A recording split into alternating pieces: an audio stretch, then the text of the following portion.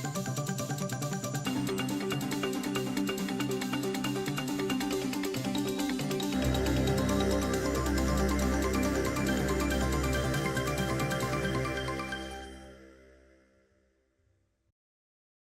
everyone, welcome and thank you again for tuning in every week to our podcast. We are your hosts today, Rebecca Lopez. And I'm Elizabeth Langley. And starting out, we want to talk about some things going on with the UNG Student Life. So this Thursday in room 522, they have the Night of Nations. So come out to that. And next Wednesday, I believe, it's April 17th, there's the Unity concert. So all of the campuses are coming together in Cummings, Georgia for the Billy Currington concert. There's a charter bus meeting here at 5 o'clock. And they'll take you to the concert and give you a ride back. So everybody go get your tickets in room 508. UNG students are free, and any non-UNG students, it's only $35. So I want to thank Bo Young and Jake Peavy for joining us today. Thanks for having us. How are you guys? All right, so I don't know if you guys have heard about the strike that happened in New York with fast food employees. Heard a little bit about it. Like, can you tell us what happened? Well, basically, they're demanding, I guess, or making a statement for raising minimum wage to, and what I'm aware, $15 an hour.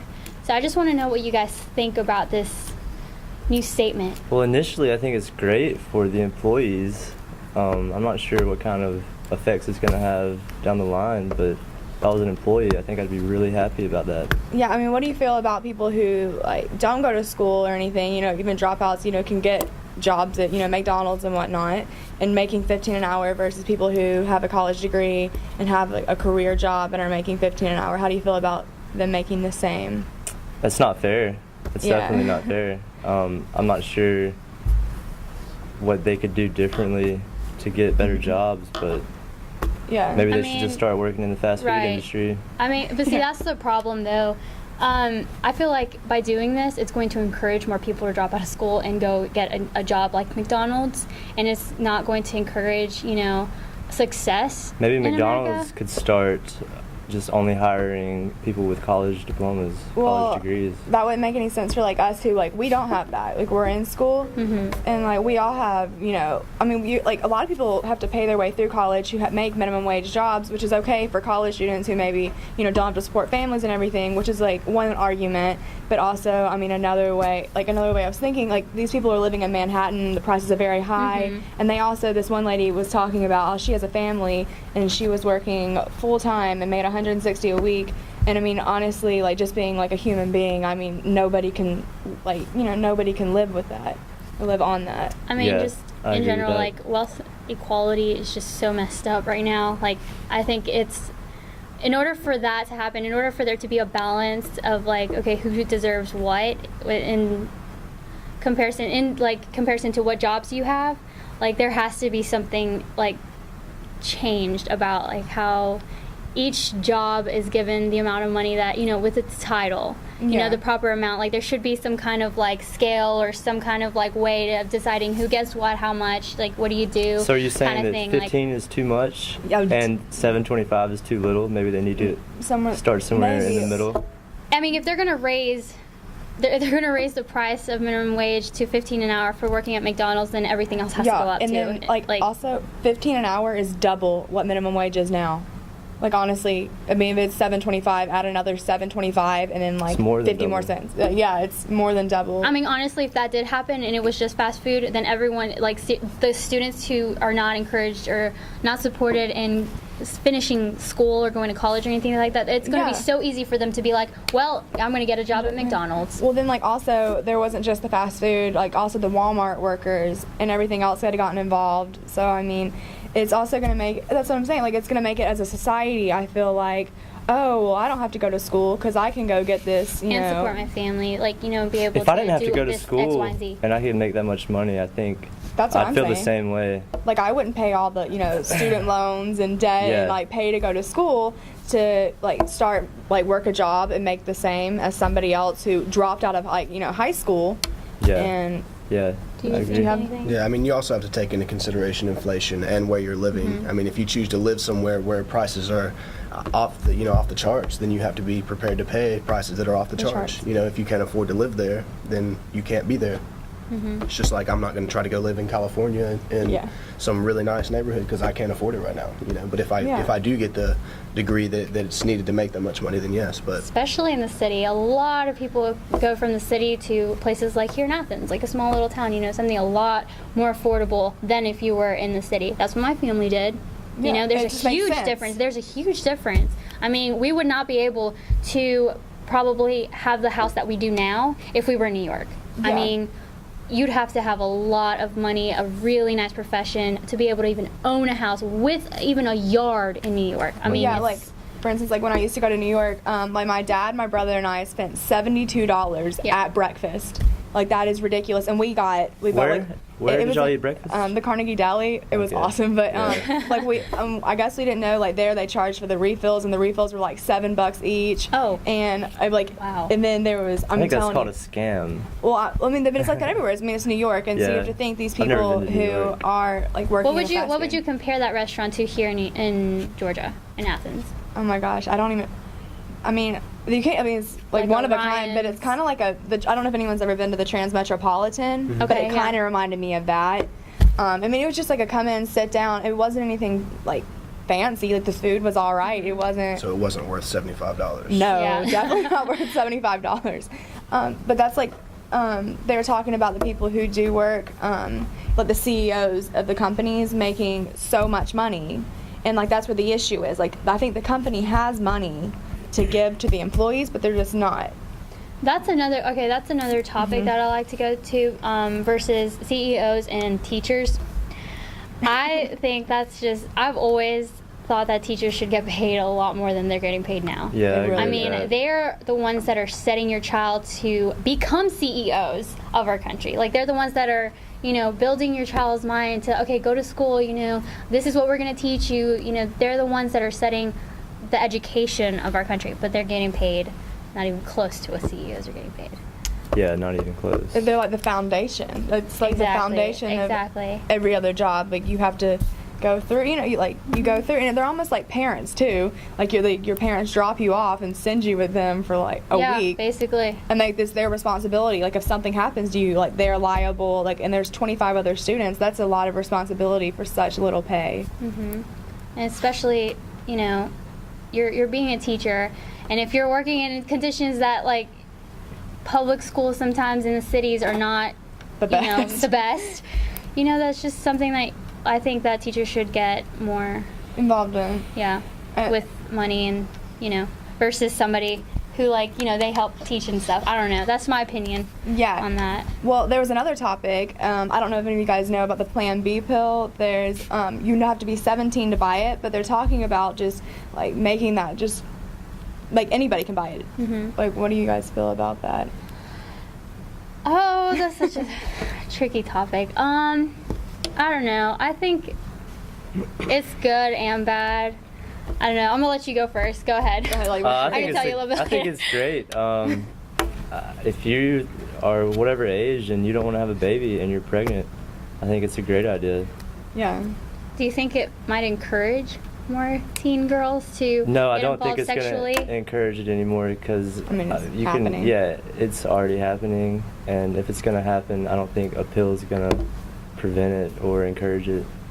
How do you feel about?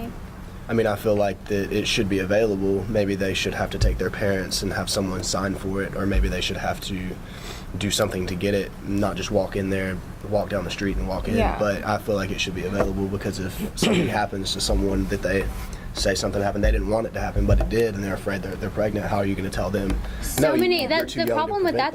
There's so many girls who are afraid to tell their parents. I was gonna say, I would like, especially if it's like, if they're living in a strict home, like, where maybe that's why they need the Plan B. Like, it's like might not even be an issue, but you're gonna make sure it's taken care of before. You could do that as well. You know what I mean? But I do feel like it is a decent idea. Maybe it needs to be tweaked a little bit, but yeah. I mean, personally, like, none of us are living in, like, under a rock. We know everybody. Like, we know people under 17 are having sex. Like, we all know people like that. And I personally think it's a great idea to let, you know, people, like, of any age be able to get Plan B. I mean, little kids aren't going to need it anyway. But I mean, I know 14, 15, 16-year-olds who are having sex, and like, what are the difference in them buying the Plan B? But, like, 16-year-old versus a 17-year-old who can now get. I think a 14-year-old being pregnant and having a kid is like Would one be of like- the most horrible things. And it's dangerous. Yeah. as well. It's I mean, dangerous. Not just I for them, mean, but for a the child, like, that's not even a I'm teenager to 22 me. That's and I'm like not a ready for a child. kid. That's a child. That you don't. That's something. Sometimes that's even like middle school. Yeah, 14 years old and being pregnant. That's. Like, I feel like they need the option. Like, yeah, maybe they shouldn't be having sex, whatever. I mean, but we're in the year 2013. Everybody's having sex. I mean, even 14-year-olds. And like, I know a ton of people who aren't 17 who needed the Plan B, so they'd go up to a 17-year-old friend and be like, "Here's the money. Can you go in and buy this for me?" Yeah, like, either they way, need to have- they're gonna find ways around Route it to to get get to it. it. I think- and I don't think it's gonna encourage. I think Behavior. if you're 14 and you're thinking about it, then that has a lot to do. And I'm not trying to start anything touchy, but a Yeah. lot to do with parenting. Yeah. I mean, Because Sure, yeah. I honestly, when I think of 14-year-old being sexually active, that just does not even cross my I mind. wasn't thinking about that. that at Does not 14. even cross my Well, I mind don't at think. all. I think if a 14-year-old saw that they were able to get Plan B, I don't think they'd say, "Hey, now I can go have sex and not worry Yeah. about it." I think if they were going to do it anyway, It's it like would the be with or without the Plan B. Well, it's like the parents who don't want to put their kids on birth control who are already having sex because they don't want to give them permission. Well, like, I mean, they didn't need your permission; they're doing it anyway. Mhm. Like, get them on the birth control to, protect them. I mean, That's the thing. That's when you talk to your kid, though. Yeah. You don't encourage it either way. You don't say, here you go, child. Here's Plan B. Or It by was the like, way, if have anything at it. happens, here it is. No, there's No. just like. I think in that point, and when it's such a young age, it has to do with like parenting, talking to your child, letting them know. I mean, you don't want to risk it. Why are you going to risk even trying it, knowing that there might be something that could or could not work? Because it's not 100% like positive if it's going to work at all. Right. So like why give them that option at all? Like, I don't know. Yeah, and like, I want you to think, like, so much happens in between the years 14 and 17. Like, it's a 3-year difference, but that's ninth, like, between freshman in high school to senior in high school. And I don't know about like you guys, but so much happened, and there's those, those like in high school, like, especially so young at 14 or 15 or 16, you're still developing. Well, I'm not like, a child should, encouraging 14-year-olds. I'm not saying I won't. No, 14-year-olds. No. It's not that at all. It's Yeah. just like, I'm just saying. I think if they if got a 14-year-old is pregnant, thinking about that, then there's got to be some, like, you have to start talking to them a little bit more. Sure, I like, agree with that. Absolutely. you have to take into consideration their environment, television, their friends, everyone honestly, who's talking about it and doing it. I mean, and even if they are having sex at 14, 13, even 15, like, I mean, if you're that young, I doubt that you're going to be thinking about the consequences anyway. Yeah. So are they even going to take advantage of this? I don't think a lot That's of where 14-year-olds. that's where you would go in and talk to your Yeah, child. okay. That's when you would Well, say if you- you need to That's look where at what's parents going to need to go happen. in. Talk to if the you children. raised your child 14 years and you think that they're just absolutely perfect, most parents, I'm sure, wouldn't even think that they would have sex. I doubt that most parents are even Well, then aware. that's being closed-minded. yeah, I mean, it is like, and that's what I'm saying. Like, we need to remember, we're in the year 2013. We do have television. There's the internet. There's kids at school. I mean, you have to Parents think. can't stop it. It's all around you. Yeah, the parents can't stop it, but they can also, I don't know, talk like, about being safe. Parents can stop Yeah, it. there's parental Certain control parents on can TV. stop Yeah, it. they can, but it's harder to. It is I know my hard, is parents what I'm did stop saying. it. Yeah. That's, I mean, we grew up in a different age. You have to remember. I grew up watching Tom and Jerry. Yeah. These kids are growing up watching anime sex on the internet or something. I don't know. Yeah. well, because like I it's said, everywhere. that's where you, as a parent, Really, that's become weird. more know. involved in their lives. Yes, we didn't have that kind of restriction as much as like now parents should have, because we grew up in a different age. Like, Yeah. we're, now I see 4-year-olds with iPads. That's like, as a parent, Where? like, you set the rules. You set what you do, how you're going to raise your child. For example, I would never let my 4-year-old have an iPad. I don't care if they're playing games or not. That's just something I would not do. I don't care if it's the 21st century, hovercrafts or whatever. It's your authority. It's your child. It's how you raise your Yeah. child. So ultimately, are you for or against the Plan B for everyone if they need it? For like a teen, I mean, you need honestly, it. if you need it, yeah. For anyone? Yeah. That's gonna, that'll allow more teens not getting pregnant. Okay. I agree. I mean, like, parents should talk to their kids and everything, but like, for the ones who haven't, and the kids, like the teenagers that are in that situation, the 14 and 15-year-olds, because there are ones out there, I feel like they shouldn't have to be 17. Like, Yeah. I mean, they're having. My argument was just Just that at yeah. 14, like It's definitely not just- a safe age it's- to be having sexual to think about just being 14 and they're already thinking about having sexual intercourse with the opposite Yeah, sex. it's hard to think about. That's just exactly. That's my argument, but I do think it should be available in case that does happen where they're Sure. thinking about it. They have the option. Yeah, and you know, like times have changed. Like how normally you wouldn't have to think about 14-year-olds, and that's when 17 was when you could buy Plan B. Well, now times have changed, and 14-year-olds are having sex. You evolve with time. That's just what You just have to go. There's always been that issue. Like it's been escalating with teen pregnancy, and with this, I think it would help a lot. I agree. Yeah. Thank you everybody for staying tuned and watching our weekly podcast every Friday. Thanks Jake Peavy and Bo Young for joining us Thanks today. for having us. Thanks. I'm your host Rebecca Lopez, And I'm your host Elizabeth Langley, and we will see you again next week.